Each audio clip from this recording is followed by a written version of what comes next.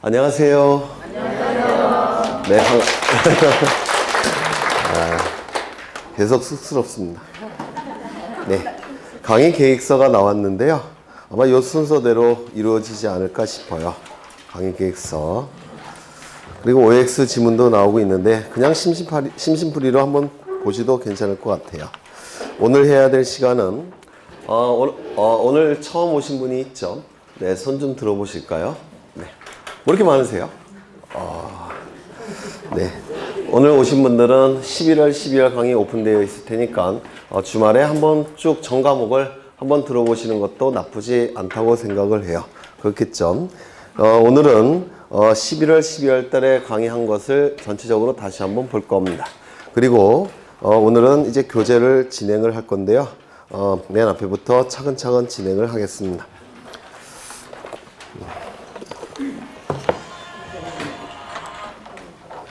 우리 부동산 공시법령은 두 개의 법률로 구성되어 있다고 그랬죠. 첫 번째, 공간정보의 구축 및 관리에 관한 법률. 두 번째, 부동산 등기법. 두 개의 법률로 구성되어 있는 것이 부동산 공시법령으로서 우리 시험에서 24문제가 출제가 된다고 했습니다. 그런데 우리 공시법령뿐만 아니라 모든 법률은 여러분들이 제일 사모하시는 민법마저도 전부 다 헌법을 근거로 한다고 했죠. 헌법을 근거로 하지 않는 법은 단 하나도 없습니다. 그렇죠? 그러면 이 헌법을 구성하는 요소는 내용은 두 가지가 있다고 했는데 헌법을 구성하고 있는 내용은 딱 두 가지 뭐라고 했습니까? 그렇죠. 헌법은 두 가지 내용으로 구성되어 있습니다. 국가의 통치 구조에 관한 내용이 들어가 있고 국민의 가장 기본이 되는 권리, 기본권에 관한 내용이 들어가 있습니다. 이 통치 구조라는 것은 이 통치 구조에 의해서 통치권이라는 권력이 나오는데 이 통치권이라는 권력은 힘을 본질로 합니다. 그렇죠. 힘을 본질로 하고 있기 때문에 국민의 입장에서는 이익의 침해가 발생할 수밖에 없어요. 그래서 우리 헌법에서는 그 통치권에 관한 내용을 규정하면서 반대로 이 통치권에 의해서 침해할 수 없는 국민의 가장 기본이 되는 보호 영역을 보장하고 있습니다. 그게 바로 기본권이에요. 통치권에 의해서 침해할 수 없는 국민의 가장 기본이 되는 보호 영역. 이것을 기본권이라고 얘기합니다. 그래서 우리 헌법은 두 가지 내용으로 구성되어 있어요. 이 통치 구조에 관한 내용이 헌법에 들어가 있기 때문에 이 헌법에 의해서 국가가 창설된다라고 말씀드렸죠. 그래서 이 통치 구조 때문에 국가가 창설이 되는 겁니다. 국가를 창설하는 법이 헌법이라는 법이에요. 그러면 이 통치권이 미치는 공간적 범위가 있을 텐데 통치권이 미치는 공간적 범위. 통치권은 어느 공간에 미칩니까? 대한민국 전 영토에 미칩니다. 그렇죠? 이 통치권이라는 권력은 어려운 게 아니라 입법권, 사법권, 행정권이라는 권력을 통틀어서 통치권이라고 불러요. 그러면 우리나라 입법권, 사법권, 행정권은 당연히 우리나라 전 영토에 미칠 수밖에 없습니다. 그래서 통치권이 미치는 공간적 범위는 대한민국 전 영토, 전 국토가 될 수밖에 없다라고 했습니다. 그러면 국가가 통치권을 제대로 행사하기 위해서는 통치권이 미치는 공간적 범위인 전 국토에 관한 정보들을 미리 수집하고 등록하고 관리하고 그리고 주권자인 국민에게 이 정보를 공적으로 보여줘야 됩니다. 그래야지만 통치권을 제대로 잘 행사할 수 있기 때문에 그렇습니다. 그래서 이 통치권이 미치는 공간적 범위인 전 국토에 관한 정보들을 국가는 수집하고 등록하고 그리고 관리하고 궁극적으로는 주권자인 국민에게 이 정보는 공적으로 보여줘야 됩니다. 공시한다라고 얘기를 해요. 그렇죠? 그러면 이러한 정보들은 어떠한 매개체에다가 등록을 해야 되느냐면 이 전 국토에 관한 정보들은 지적공부라는 공적인 장부에 이 전 국토에 관한 정보들을 수집, 등록, 관리, 공시하게 됩니다. 여기서 지적이라는 용어 처음 오시는 분들은 요 지는 토지라는 뜻이 될 테고 이 적은 서적할 때 적자예요. 서적할 때 이 적자는 정보라는 뜻을 갖고 있어요. 그래서 지적이라 하면 토지 정보를 지적이라고 얘기합니다. 공부는 공적인 장부라는 뜻이에요. 그래서 지적 공부라 하면 토지 정보를 담고 있는 공적인 장부를 지적 공부라고 불러요. 그래서 이 전 국토에 관한 정보들을 미리 수집해서 등록해서 관리하고 주권자인 국민에게 공시해야 되겠다는 겁니다. 지적공부에다가. 그럼 이 지적공부를 관리하는 국가기관은 누구냐면 국토교통부 장관이 이 지적공부를 관리합니다. 대통령은 너무 바쁘시다 보니까 장관급에게 관리를 시켜요. 그래서 국토교통부 장관이 책임자가 됩니다. 근데 이 국토교통부 장관은 왜 장관이냐면 전 국토에 대한 정보이기 때문에 장관급이 관리를 해야 돼요. 그런데 이 임무를 누구에게 맡기느냐면 너무 바쁘다 보니까 이 임무를 맡기는데 지적소관청이라는 관청에게 맡깁니다. 지적소관청. 이때 지적소관청이라 하면 지적토지정보를 지적토지정보라고 했죠. 소는 담당한다는 한자예요. 그래서 토지정보를 담당하는 관청, 지적소관청이라고 얘기하는데 이 지적소관청에게 이 임무를 맡깁니다. 임무를 맡긴다는 것도 법률 용어가 있는데 위임한다라고 불러요. 이 위자는 맡길 위자고 임은 임무라는 뜻입니다. 그래서 이 지적 업무를 지적소관청에게 위임을 하게 됩니다. 맡기게 돼요. 이때 지적소관청은 구체적으로 시장님, 군수님, 구청장님을 얘기합니다. 시장, 군수, 구청장을 의미해요. 그래서 이 국토교통부 장관이라는 문구가 나오면 전 국토와 연결이 되는 것이고 시, 군, 구 단위로 쪼개지면 이때는 국토교통부 장관이 관여하지 않고 누가 일을 하는 겁니까? 지적소관청인 시장, 군수, 구청장이 이 지적 업무를 담당하는 겁니다. 전 국토 단위라고 한다면 국토교통부 장관, 시, 군, 구 단위라고 한다면 시장, 군수, 구청장이 이 지적 업무를 담당하게 됩니다. 그러면 이 시장, 군수, 구청장은 두 가지 종류가 있는데요. 지방자치단체로서의 시장, 군수, 구청장이 있고 국가의 하부 행정기관으로서의 시장, 군수, 구청장이 있다라고 했습니다. 그래서 두 가지 종류의 시장, 군수, 구청장이 있어요. 그러면 이 지적 업무를 담당하고 있는 시장, 군수, 구청장은 요 지방자치단체로서의 시장, 군수, 구청장을 의미하느냐 아니면 국가기관으로서의 시장, 군수, 구청장을 의미하느냐 요 지문이 몇 번 출제된 적이 있습니다. 어디에 해당이 될까요? 네, 국가의 하부 행정기관으로서의 시장, 군수, 구청장이 바로 지적소관청의 임무를 하게 됩니다. 왜냐하면 지자체는 통치권과 관련이 없는 단체예요. 지방자치단체는 자치권이라는 통치권과 다른 별도의 권력을 가지고 있습니다. 통치권은 주권자인 국민이 대통령에게 부여를 한 겁니다. 그런데 이 자치권은 주민들이 그 지방자치단체에게 부여한 권력이 이 자치권이에요. 국가는 통치권, 지자체는 자치권 이렇게 권력이 다릅니다. 그러면 우리가 보고 있는 이 내용들은 전부 다 지방자치권에 관한 내용이 아니라 통치권에 관한 내용을 우리는 볼 거예요. 따라서 이 지방자치단체로서의 시장군수 구청장을 의미하는 게 아니라 여기 아래쪽 국가의 하부 행정기관으로서의 시장군수 구청장이 바로 지적소관청이 될 수가 있더라는 겁니다. 그렇다면 여기 구청장이라는 분은 두 가지 종류가 있어요. 하나는 자치구청장이 있고 비자치구청장이 있습니다.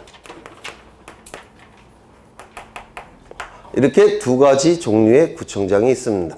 자치구청장은 이 구청장은 주민들의 선거에 의해서 선출된 분이에요. 그렇죠. 주민의 선거에 의해서 선출된 분이고 비자치구청장은 이거는 대통령이 임명하는 분입니다. 이렇게 두 가지 종류의 구청장이 존재를 해요.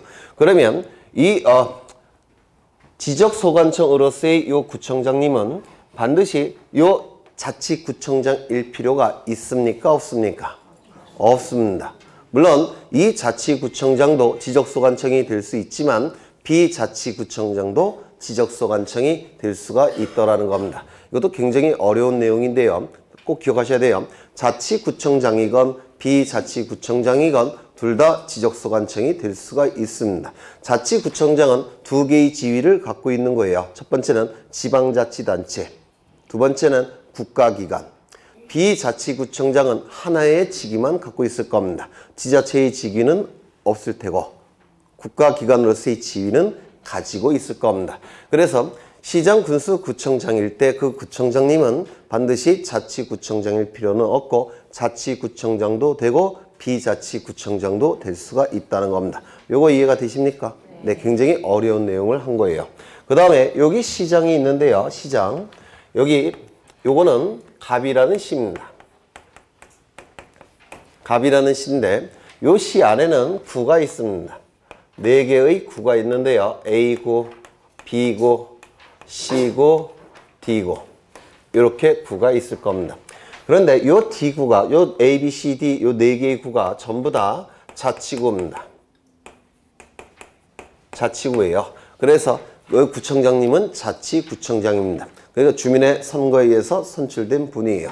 그러면 요 자치구청장님은 D구 자치구청장님은 지적소관청으로서의 지위가 있을까요? 없을까요? 있습니다. 자치구청장은 2개의 지위가 있는 거예요. 지자체로서의 지위, 국가기관으로서의 지위 2가지 업무를 수행하게 됩니다. 그러면 이게 자치구청장이라고 한다면 여기 시의 시장님은 지적소관청일까요? 아닐까요? 네?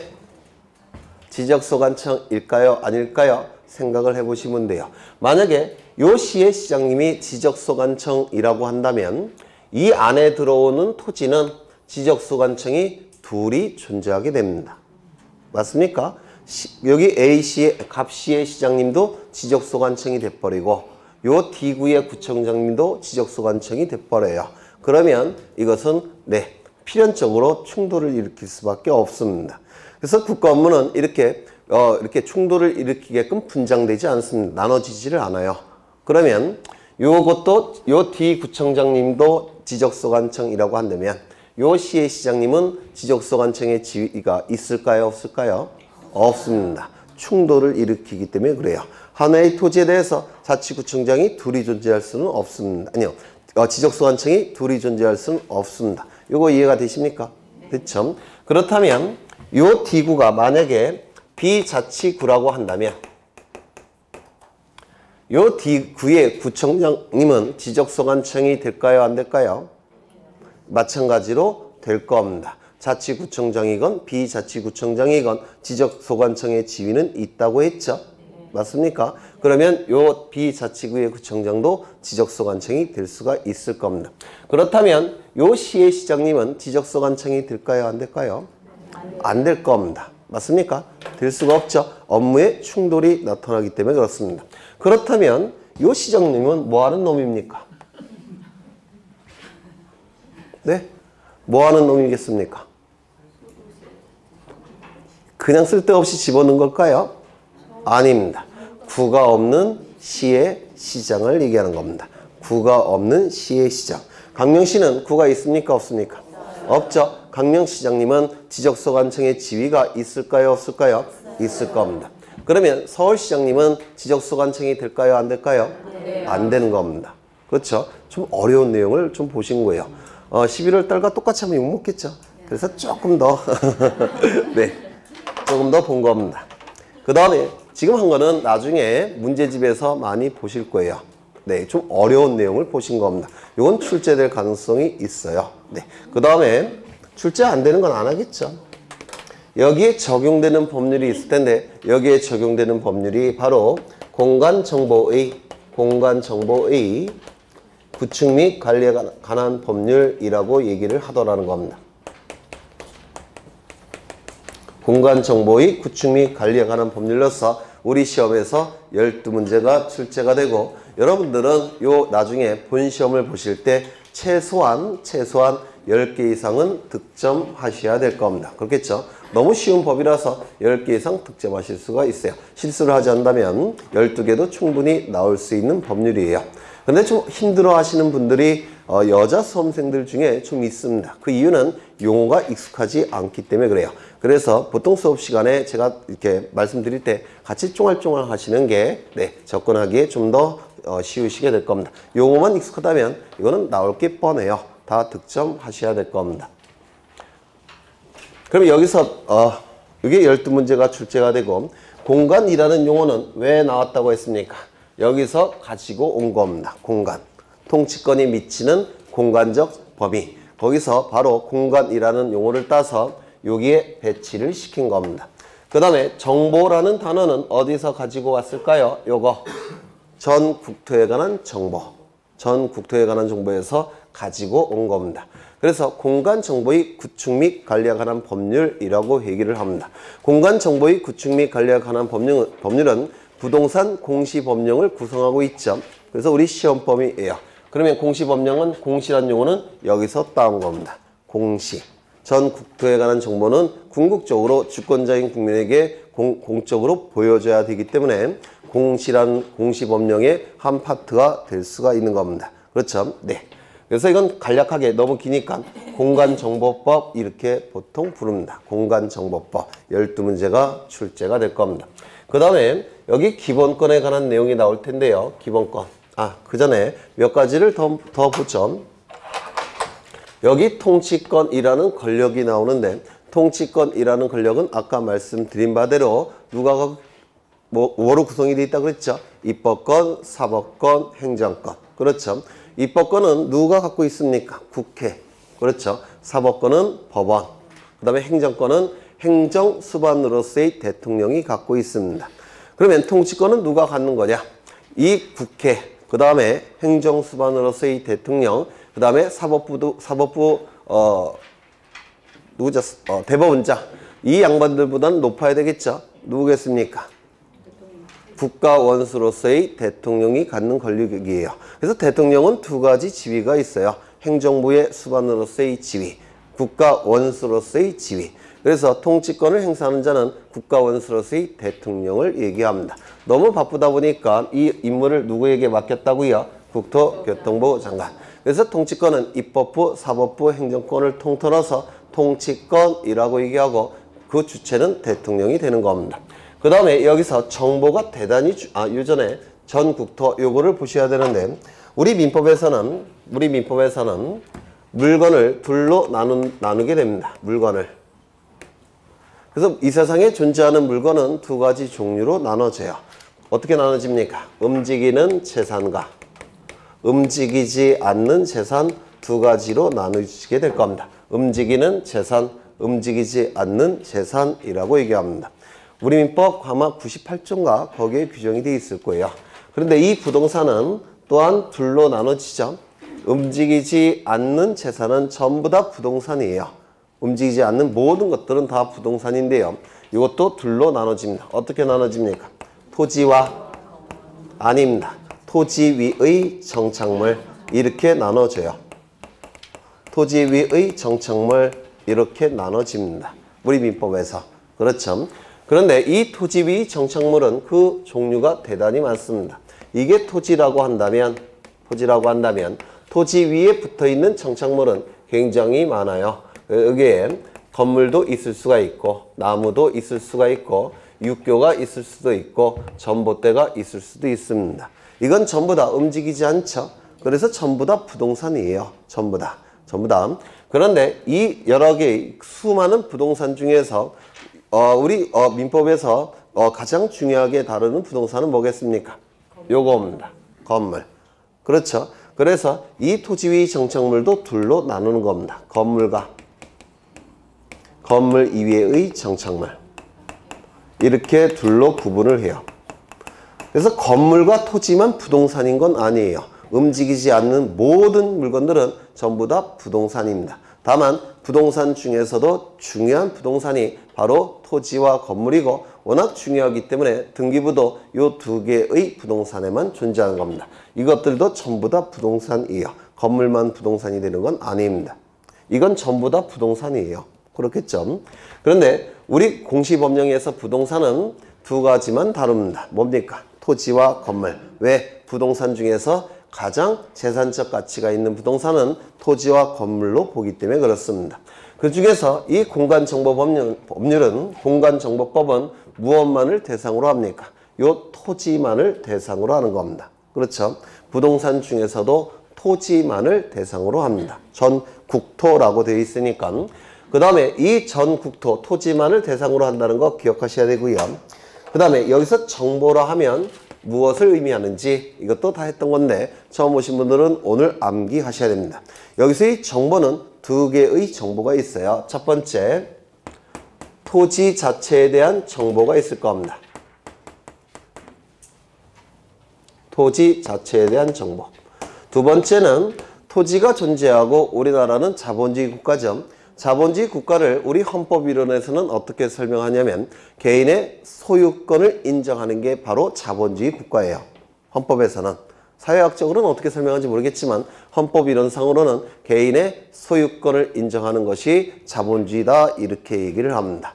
우리나라 자본주의 사회니까 소유권자를 인정해 줘야 되겠죠. 따라서 이 토지에 대한 소유권자에 관한 정보도 수집을 하게 됩니다. 그래서 소유자에 관한 정보도 수집을 하게 돼요.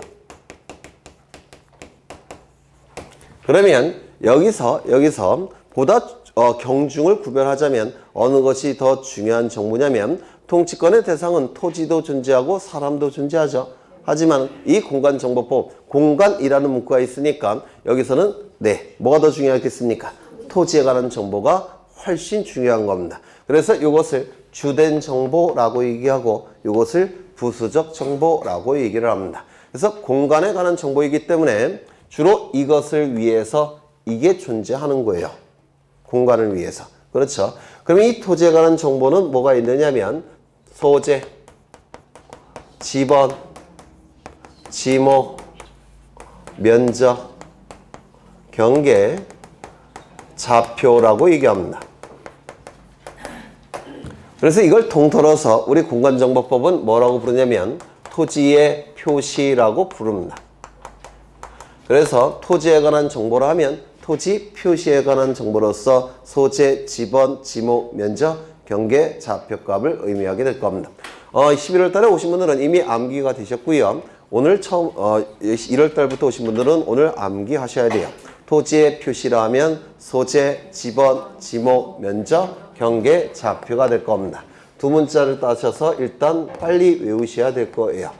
소재, 지번, 지목, 면적, 경계, 좌표. 처음 오신 분들은 제가 얘기할 때 같이 떠드셔야 돼요.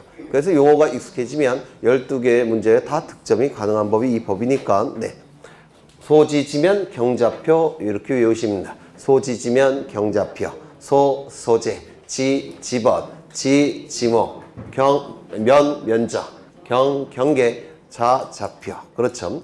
여기서 소재는 뭘 의미하느냐면 행정구역을 의미합니다. 그래서 도시지역은 동단위까지 얘기하는 것이고요. 농촌지역은 리단위까지를 얘기합니다. 소재지는 행정구역을 의미하는 것이고 지번은 토지의 번호를 의미합니다. 토지의 번호. 건물은 번호가 없지만 토지는 번호가 존재합니다. 토지의 번호. 그 다음에 지목은 토지의 사용 목적을 줄임말이 지목이라고 불러요. 토지의 사용 목적 줄여서 지목이라고 부릅니다. 이 면적은 넓이가 될 테고 요 경계는 이걸 얘기하죠. 토지가 이렇게 존재한다면 여기도 토지가 이렇게 존재하겠죠. 그러면 인접토지와 구별되는 선, 이게 경계예요. 인접토지와 구별되는 선, 바로 이런 것들이 경계가 될 겁니다. 이런 것들이 전부 다 경계가 될 거예요. 그 다음에 좌표값은 뭐냐면 지금 요 토지가 존재할 때 이게 뭐라고 했습니까? 이거는 경계라고 얘기했죠. 그 다음에 이 경계와 경계가 만나는 점, 요 점을 경계점이라고 부릅니다. 경계와 경계가 만나는 점, 경계점이라고 불러요. 이 경계점은 경계와 경계들이 만나는 점이고 이 경계 자체가 이렇게 선으로 구성되어 있죠.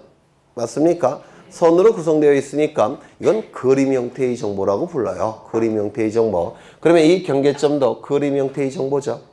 맞죠? 그런데 여기다가 그래프를 배치시킵니다. 여기는 X축, 여기는 Y축. 이렇게 X축, Y축 그래프를 배치시키고요. 여기가 원점입니다. 원점. 그러면 이 경계점은 그림 형태의 정보인데 왜 경계와 경계가 만나는 것이 경계점이고 경계가 그림 형태의 정보니까 경계점도 그림 형태의 정보예요.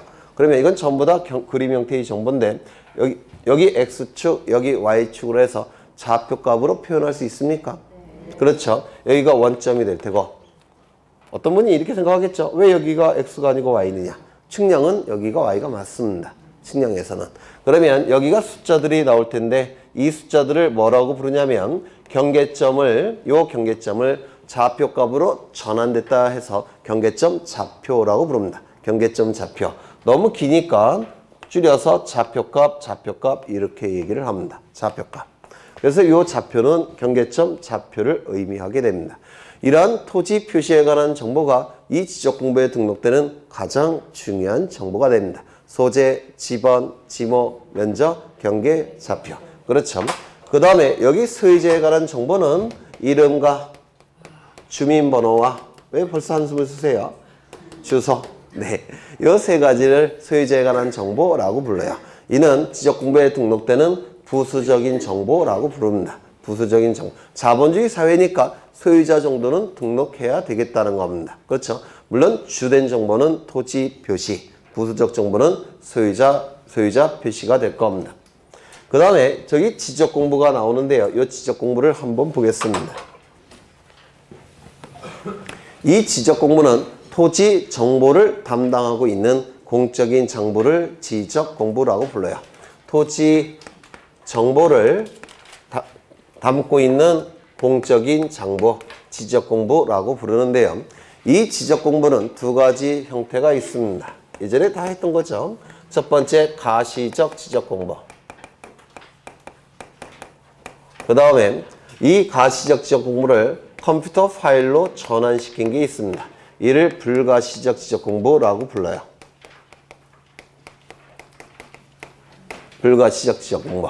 여기서 가는 가능하다는 뜻이고 이건 눈으로 본다는 뜻이에요. 눈으로 볼 수 있는 지적 공부, 가시적 지적 공부라고 얘기하고 불가시적 지적 공부는 눈으로 볼 수 없는 지적 공부를 불가시적 지적 공부라고 불러요.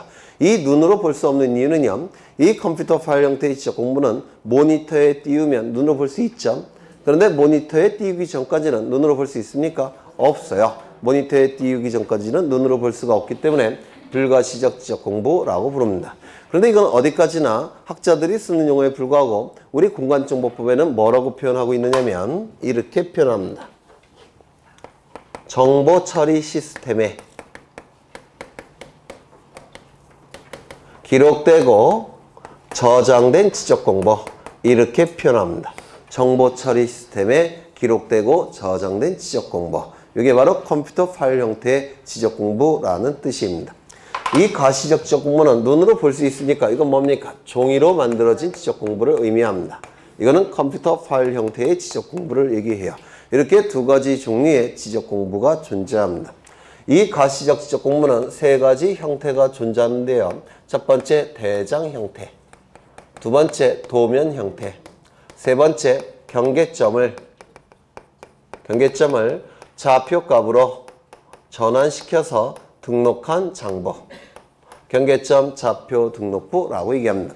아까 경계점은 경계와 경계가 만나는 점이라고 그랬죠. 그런데 이 경계가 이게 선이에요. 그림 형태의 정보입니다. 그렇다면 경계점도 그림 형태의 정보가 될 수밖에 없습니다.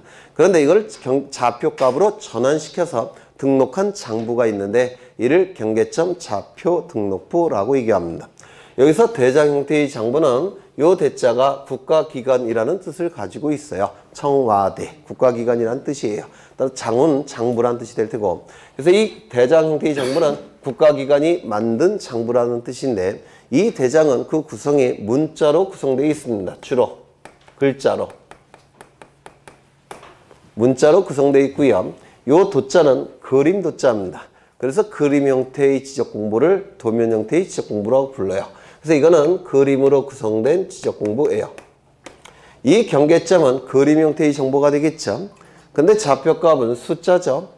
숫자는 문자의 일종입니다. 그래서 그림 형태의 정보가 문자 형태의 정보로 전환돼서 등록한 장부예요. 요거는 대장의 정보, 아니 도면의 정보죠. 요거는 대장의 정보죠. 그래서 두 가지 성격을 골고루 가지고 있다고 해서 중간적 성격의 장부다라고 부릅니다. 다 출제됐던 지문이에요. 중간적 성격의 장부다라고 부릅니다. 그 다음에 이 대장 형태의 장부는요. 모든 지적 공부 중에서 가장 많은 정보를 담고 있습니다. 그래서 이 많은 지적 공부 중에서 가장 완전한 형태의 지적 공부라고 불러요. 가장 완전한 형태의 지적 공부, 대장 형태의 지적 공부라고 부릅니다. 이 대장 형태의 지적 공부는 두 가지가 존재했습니다. 토지 대장과 임야 대장이 존재합니다. 그래서 이 대장 형태의 장부는 토지 대장, 임야 대장만 존재했었는데요. 사회가 복잡해지다 보니까 특수한 토지들이 나타납니다. 어떤 특수한 토지들이 나타났냐면 첫 번째, 소유자는 여러 명인데 토지는 한 필지인 토지들이 나타나기 시작했습니다. 이를 공유토지라고 불러요. 이러한 공유토지는 일반적 토지와는 다른 성격이 있기 때문에 이때는 이 공유토지만을 규율하기 위해서 대장 형태의 장부, 즉 문자 형태의 장부가 나중에 만들어졌습니다. 그 장부의 이름은 공유지 연명부라는 장부입니다. 공유지라는 뜻은 공유토지라는 뜻인데요. 이 공유라는 개념은 민법에서 공부하실 겁니다. 상세하게. 참 어려운 개념일 거예요. 그 다음에 연명이라는 뜻은 공유토지니까 소유자가 여러 명이겠죠. 이름을 연속해서 기록했다라는 뜻이에요. 공유토지의 소유자들의 이름을 연속해서 기록한 장부, 공유지 연명부라고 얘기를 합니다. 공유토지에 대한 소유자들 이름을 연속해서 기록한 장부, 공유지 연명부라고 부르고요. 나중에 상세하게 설명할 겁니다. 그 다음에 또한 어떠한 토지들이 나타났냐면 아파트가 많이 세워졌죠. 지금의 주거 형태 65% 그렇다고 하던데 아파트가 들어선 토지들이 바로 특수한 토지로 봐요. 아파트가 들어선 토지.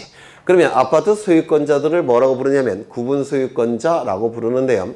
구분 소유권자가 그 아파트를 소유하기 위해서는 땅에 대한 권리가 있어야 됩니다. 이를 대지 사용권이라고 불러요. 그런데 이 대지 사용권은 토지에 대한 권리이기 때문에 토지 등기부에 기록되는 게 맞습니다. 대지 사용권은 토지에 대한 권리니까. 그렇죠.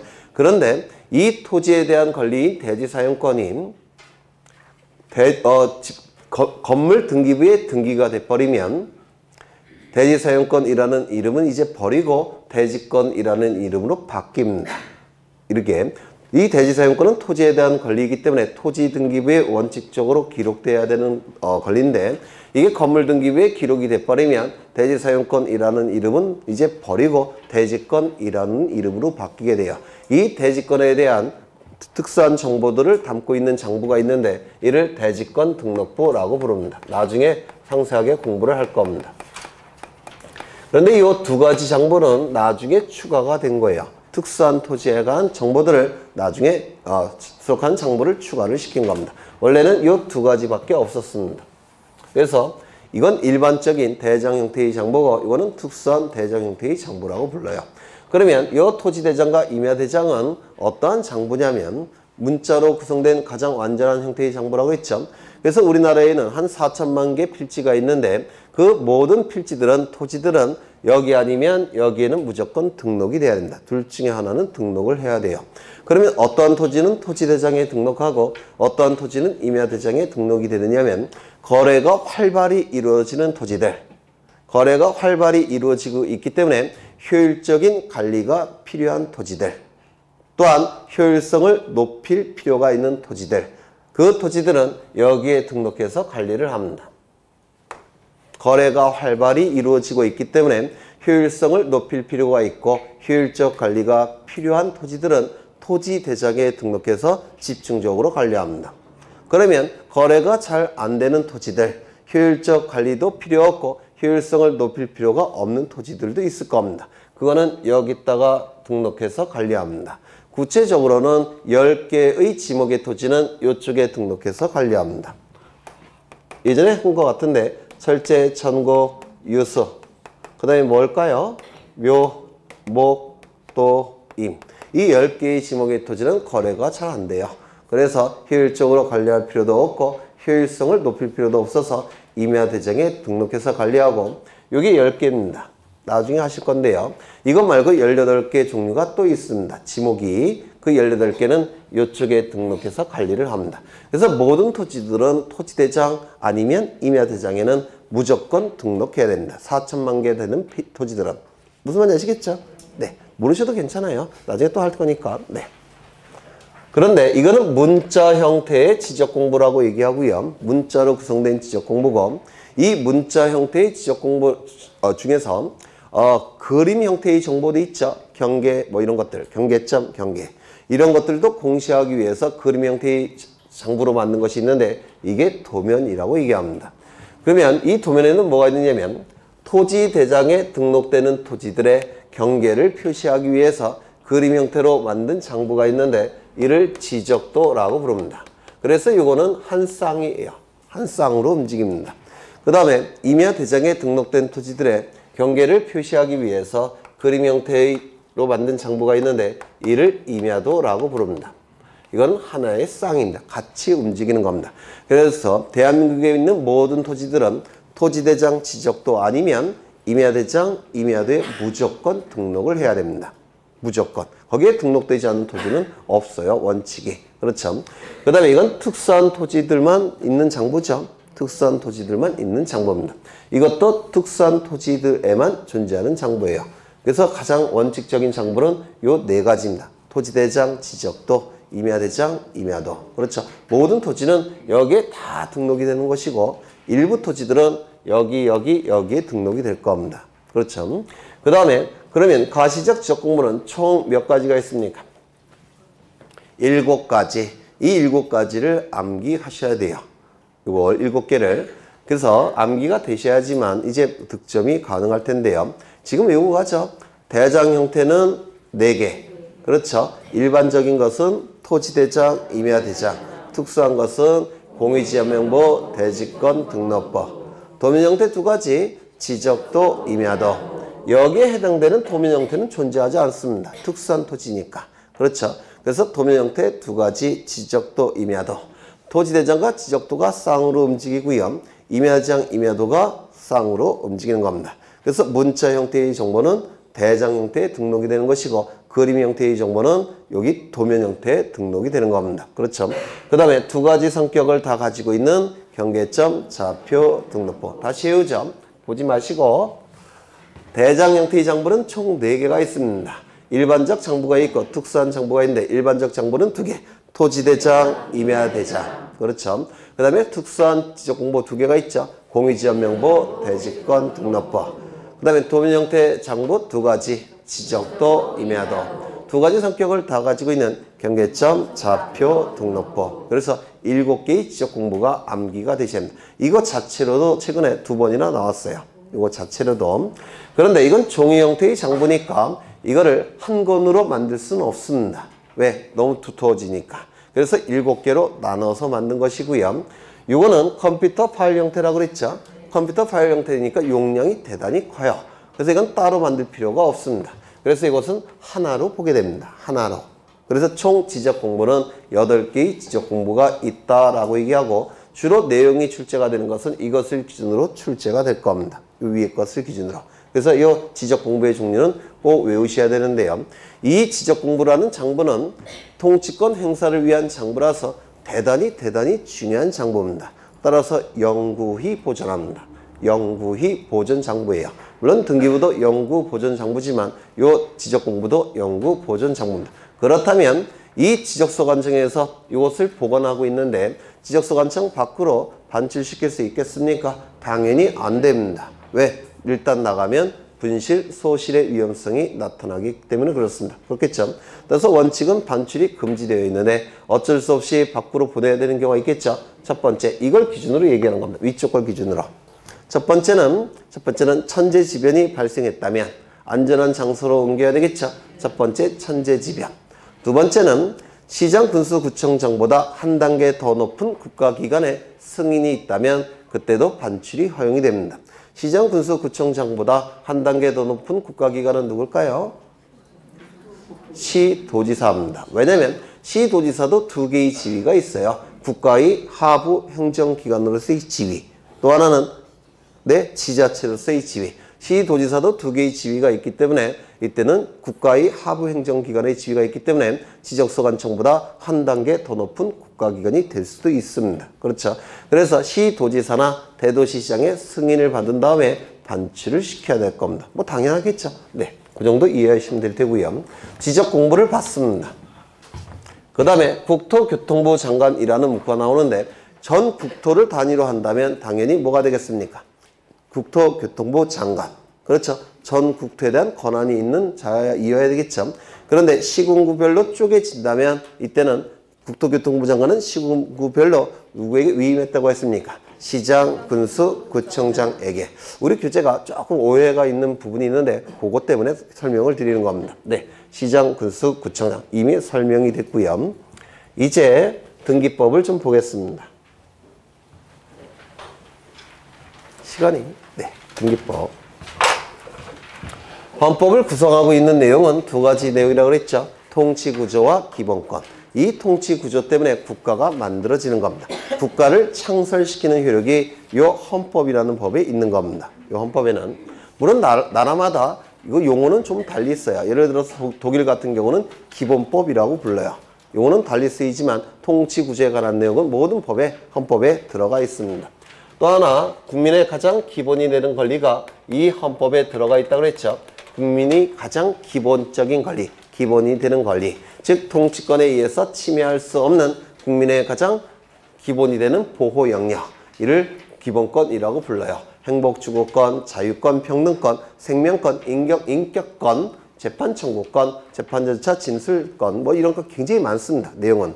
이 기본권 중에서도 현대 자본주의 국가에서 가장 굉장히 중시되는 기본권이 있다고 했는데 뭐라고 했습니까? 네, 재산권이라는 기본권입니다. 우리 헌법 제23조에서 4항까지 규정되어 있습니다. 23조 1항, 2항, 3항, 4항 이렇게. 그래서 이 재산권이라는 기본권은 현대 자본주의 사회에서 가장 중시된다고 볼 수, 가장은 아니겠죠. 네. 그러니까 이론상으로는 중요하지 않죠. 이론상으로 중요한 건 뭐 자유, 평등 이런 게 중요할 겁니다. 행복 뭐. 근데 실질적으로는 실무에서는 제일 중요하겠죠. 돈이 장땡 아닌가요? 네, 전 그런 것 같은데. 네. 재산권. 이 중에서도 굉장히 고가의 재산권이 있다고 했죠. 뭡니까? 부동산 권리입니다. 한전부지가 12조에 팔렸죠. 삼성동에 있는 한전부지 12조. 그게 넓지도 않아요. 제가 옛날에 어렸을 때 그 근처에 살았는데 그다지 많이 넓지도 않습니다. 근데 12조에 팔렸어요. 현대자동차에. 그렇죠. 그래서 굉장히 고가의 재산권입니다. 부동산에 대한 권리는 이 부동산에 대한 권리에 관해서 그 정보들을 수집하고 등록하고 그리고 관리하고 궁극적으로는 주권자인 국민에게 그 정보는 공시한다라고 얘기합니다. 궁극적으로 주권자인 국민에게 그 정보를 공시하게 될 겁니다. 그러면 어떠한 매개체를 통해서 이러한 정보들을 수집, 등록, 관리, 공시하느냐? 부동산 등기부라는 공적인 장부에 이 정보들을 수집, 등록, 관리, 공시해야 될 겁니다. 이 정보는 누가 관리를 하느냐면 권리에 대한 최종 판단권자는 대통령이 아니에요. 이건 법원의 판단 영역입니다. 법원에서 판단을 하는 거예요. 그래서 이 등기부는 법원에서 관리하는 게 맞습니다. 사법부. 권리에 대한 최종 판단권은 법원이 갖고 있기 때문에 그렇습니다. 그런데 이 법원의 본질적 역할은 재판하는 거예요. 이런 등기부 관리할 여력이 없습니다. 재판하는 것이 본질적 기능이니까 별도의 국가기관을 설치해서 그 국가기관에게 맡겨놓는다고 했습니다. 누굽니까? 등기소. 등기소라는 국가기관을 설치해서 등기소에게 맡겨놓습니다. 그러면 여기에 적용되는 법률이 필요하다고 했는데 무슨 법이라고 그랬죠? 부동산 등기법이라는 법입니다. 이 법에서 12문제가 출제가 되는데 이 등기법은 모든 법률 중에서도 가장 난이도가 높은 법률이에요. 이게 민법을 기초용어와 기초이론으로 가지고 있기 때문에 이 등기법은 모든 법률 중에서도 가장 난이도가 높은 법이다라고 말씀을 드렸습니다. 그래서 이 등기법은 12문제 중에서 6문제 정도만 득점하셔도 합격하는데 전혀 지장이 없습니다. 아마 학원만 안 빠지시면 6개 정도는 쉽게 득점하실 겁니다. 이 등기법은 워낙 이론적인 법이기 때문에 나중에 7월달, 8월달에 몰아서 하자라고 생각하시면 한 열흘 정도 공부하다가 그냥 이거 접자 이렇게 바뀝니다. 거의 대부분이 그래요. 이게 암기 자체가 불가능한 법이기 때문에 단기간에 해결할 수 있는 법이 아닙니다.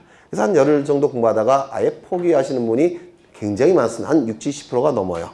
그분들은 보통 몇 개를 득점하시냐? 운이 좋으면 3개 정도, 운이 나쁘면 2개 정도 득점을 하시게 됩니다. 별거 차이가 안 나죠? 공부를 좀 하셔도 6개, 하나도 안 해도 2개나 3개. 그렇죠? 그런데 문제는 거기 가운데 뭐가 걸려 있는 겁니까? 네, 합격 여부가 걸려 있는 겁니다. 그 사이가. 그래서 올해 같은 경우, 작년 같은 경우는 2개, 3개 득점하셨으면 네, 2학년 진급하는 것이고, 그 다음에 6, 7개 나오셨으면 네, 이제 진급 안 하고 네, 자퇴하는 거죠. 네, 졸업을 하게 됩니다. 그렇죠. 그래서 이 등기법은 1월 달부터 조금 하셔야 돼요. 어느 정도 하셔야 되느냐. 민법에 투자하는 노력의 3분의 1 정도 하시면 될 겁니다. 공법에 투자하는 시간에 한 2분의 1 정도 하시면 될 거예요. 그 정도만 하셔도 6개 이상은 충분히 나옵니다. 네. 좀 잘하면은 민법의 점수를 위에서 끌어올린다 그랬죠. 네. 민법을 기초로 하고 있기 때문에 이 등기법을 잘 하시면 민법이 같이 올라갑니다. 그걸 염두에 두셔서 좀 공부를 하셨으면 좋겠습니다. 여기서 부동산이라는 문구가 나오는데요. 부동산은 뭐라 그랬죠? 토지와 그 정착물. 그렇죠. 토지와 토지 위 정착물 2개로 나누는데요. 토지 위의 정착물도 또한 둘로 나눠집니다. 가장 중요한 정착물인 건물과 그 다음에 중요하지 않은 정착물인 건물 이외의 정착물. 그렇죠. 그런데 여기 분명히 부동산이라고 되어 있는데 우리 등기법에서는 등기부가 2가지밖에 없어요. 건물 등기부, 토지 등기부. 그래서 건물 이외의 정착물에 대한 등기부가 존재하지 않습니다. 물론 임목 등기부라는 게 있다라고 이제 중개법 시간에 하실 텐데요. 그 임목 등기부는 우리 등기법에서 다루는 영역이 아닙니다. 그래서 여쭤보니까 그런 거 없대요. 법에만 있고 실질적으로 없답니다. 그게 요건이 수목이 있는데요. 이 수목 중에서 수목은 나무란 뜻이죠. 일정한 요건을 갖춘 나무가 바로 임목이라는 거예요. 나중에 중개법 시간에 하실 텐데 그 요건이 굉장히 엄격합니다. 그래서 법조문에는 용어가 있지만 실제로는 없대요. 여쭤보니까. 네. 그래서 부동산 등기부는 건물 등기부, 토지 등기부 2개가 존재하기 때문에 여기서 이 부동산은 2개만을 의미합니다. 우리 등기법에서는 뭡니까? 토지, 건물만을 얘기할 겁니다. 그러면 여기 정보는 둘로 나눠지는데요. 부동산에 관한 정보와 권리에 관한 정보 둘로 나눠지는 겁니다. 부동산에 관한 정보, 권리에 관한 정보. 그런데 지금 우리는 권리에 관한 내용을 보고 있죠. 따라서 주된 정보는 부동산에 관한 정보겠습니까? 권리에 관한 정보겠습니까? 여기서는 권리에 관한 정보가 주된 정보가 되는 겁니다. 저쪽은 토지에 관한 정보가 주된 정보가 되는 것이고 이쪽은 권리에 관한 정보가 주된 정보가 되는 겁니다. 그래서 공시의 대상이 달라지는 겁니다. 공간정보의 구축 및 관리에 관한 법률은 공시의 대상이 토지 자체, 즉 부동산. 그 다음에 등기법은 공시의 주된 대상은 부동산입니다. 토지와 뭔 소리야? 권리. 그렇죠. 토지에 대한 권리, 건물에 대한 권리가 바로 주된 공시 대상이 되는 겁니다. 그러면 여기서 부동산에 관한 정보와 권리에 관한 정보가 있을 텐데요. 먼저 부동산에 관한 정보가 있을 테고 그 다음에 권리에 관한 정보가 있을 겁니다. 이렇게 둘로 나눠서 판단을 해야 될 겁니다. 그 먼저 부동산은 아까 뭐라고 그랬죠? 건물과 토지만을 얘기합니다. 다른 부동산은 우리 등기법에서 다루지 않습니다. 건물과 토지만을 다루고 건물 이외의 정착물은 다루지 않습니다. 그렇죠? 그러면 그 부동산은 뭐라고요? 토지와 건물. 그 다음에 여기 정보는 바로 부동산의 표시사항입니다. 부동산의 표시사항. 저쪽은 토지의 표시사항이었죠. 이쪽은 부동산 표시사항. 그러면 이 부동산에 관한 정보는 크게 부동산이 토지와 건물이 있으니까 건물의 정보와 토지의 정보가 있을 텐데 건물의 정보는 건물의 표시, 토지의 정보는 토지의 표시를 얘기하게 됩니다. 그래서 부동산에 관한 정보는 건물의 표시에 관한 정보와 토지의 표시에 관한 정보를 의미하게 됩니다. 건물이 표시에 관한 정보는 소재지. 그 다음에 이 건물은 지번이 없습니다. 지번할 때 지자가 토지라는 뜻이에요. 토지에만 지번이 존재합니다. 그런데 이 건물은 반드시 요 밑에 땅이 있죠. 이 땅을 뭐라고 부르냐면 건물의 기초가 되는 땅이라고 해서 대지라고 부릅니다. 기초 대자를 써요. 그래서 건물의 기초가 되는 땅, 건물과 관련이 있는 땅을 대지라고 부릅니다. 그러면 이건 지번이 없으니까 건물의 기초가 되는 땅은 토지니까 지번이 있죠. 요 지번은, 이 대지는 건물 바로 밑에 있으니까 건물을 특정시킬 수가 있습니다. 그래서 여기에는 대지집원이 나오게 됩니다. 그 다음에 건물의 종류, 건물의 구조, 건물의 면적을 의미하는데 요 세 가지를 건물의 내역이라고 부릅니다. 건물의 내용이라는 뜻이에요. 건물의 종류는 아파트냐, 연립주택이냐, 그냥 빌딩이냐 이런 것들을 얘기하고요. 구조는 철골, 콘크리트로 지었느냐, 벽돌로 지었느냐, 나무로 지었느냐 이런 것들을 의미합니다. 면적은 넓이를 얘기할 겁니다. 그래서 건물의 표시는 소재, 대지집원, 종류, 구조, 면적 꼭 외워두셔야 됩니다. 토지의 표시는 토지의 소재, 지번, 지목, 면적을 얘기합니다. 저쪽 지적 공부의 토지 표시는 주된 공시정보가 뭐라고 했습니까? 토지의 표시. 그렇죠? 따라서 토지의 표시 자체가 주된 내용이 되니까 경계와 좌표까지 상세하게 정보를 수집하는 것이고 이쪽에 주된 공시정보는 뭡니까? 권리라고 얘기했죠. 권리가 주된 공시정보예요. 따라서 이쪽에 토지의 표시는 상세할 필요가 없습니다. 그냥 특정할 수 있을 정도면 돼요. 따라서 소재, 지번, 지목, 면적까지입니다. 이거 이해가 되십니까? 그렇죠. 그래서 이걸 외워두셔야 된다고 제가 강조드린 적이 있습니다. 소재, 지번, 종류, 구조, 면적. 소재, 지번, 지목, 면적. 이렇게 외우십니다. 소지, 종구면, 소지, 지면 이렇게 외워두셔야 돼요. 저쪽은요. 소지, 지면, 경좌표. 이쪽은 소지, 종구면, 소지, 지면. 이렇게 기계적으로 외우셔야지만 나중에 책을 읽으시든지 요약집 읽으실 때 이게 수월하게 이제 넘어갈 수가 있어요. 그래서 좀 외워두실 필요가 있고요. 그 다음에 여기서 권리에 관한 정보가 있을 텐데 이 권리에 관한 정보, 권리는 둘로 나눈다고 했죠. 가장 중요하고 본질적 권리인 소유권과 소유권에서 도출되는 소유권 이외의 권리로 나눕니다. 여러분이 알고 계시는 거의 대부분의 권리는 소유권자가 만드는 권리입니다. 만들어주는 권리예요. 그래서 모든 권리는 소유권에서 도출이 됩니다. 전세권, 지상권, 저당권, 임차권, 이런 모든 권리들은 보통 소유권자가 만들어줘요. 그래서 소유권과 소유권 이외의 권리 이렇게 둘로 구분합니다. 그렇죠? 둘로 구분하게 됩니다. 그 다음에 여기 어디 갔지? 네, 정보라 하면 무엇을 의미하느냐면 이 정보는 우리 민법에서는 변동을 의미합니다. 변동은 발생, 변경, 소멸을 의미할 겁니다. 민법에서는 그 변동을 의미하는 것이고 우리 등기법에서는 이것을 좀 더 확장을 시킵니다. 좀 더 구체화시켜서 확장을 시키는데 어떻게 구체화 확장을 시키냐면 보전, 외우신 분들도 있죠? 보전. 그 다음에 뭡니까? 설정. 그 다음에 이전, 변경, 소멸, 처분제한. 지금 단계에서 이걸 외우신 분들은 아마 등기법 24개 중에서 공시법 22개 정도 득점하실 겁니다. 지금 이걸 외우실 정도라면. 네, 이거 외우는 게 쉽지가 않아요. 네. 그래서 제가 외워달라고 부탁도 안 드렸습니다. 처음부터. 네. 그 다음에 처분제한. 공시법 22개 정도 나오면 민법은 몇 점 정도 나올까요? 아마 90점대가 나올 겁니다. 네, 그 정도가 될 거예요. 아마. 네, 이렇게 6가지로 구체화 시킵니다. 여기서 이 4가지는 이것과 같은 뜻이에요. 이따가 설명을 드리겠지만, 하지만 이 2가지는 발생, 변경, 소멸과 무관합니다. 의미가 달라요. 의미가. 여기부터는 잠시 쉬었다 하겠습니다.